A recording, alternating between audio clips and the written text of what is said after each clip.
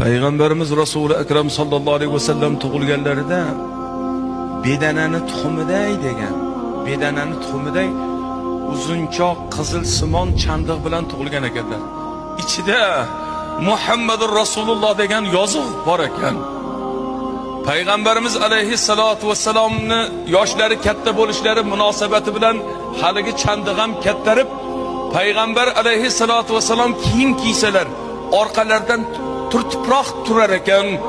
Hazrat sahobalar aytadilar, payg'ambarimizni orqalaridan tunda yursak, orqalaridan yurardik, payg'ambarlik muhridan chiqayotgan yorug'liq yo'llarimizni yoritib turardi deydilar. Panarga o'xshab haligindan nur chiqib turar ekan. Ketida aytadilar, Rasululloh sallallohu alayhi vasallam terlasalar durdek oqar edi. Gaplarni qarang. Terlasalar durdek oppoq narsa tushar edi. Uning hidi misk hidlaridan xushbo'yroq edi.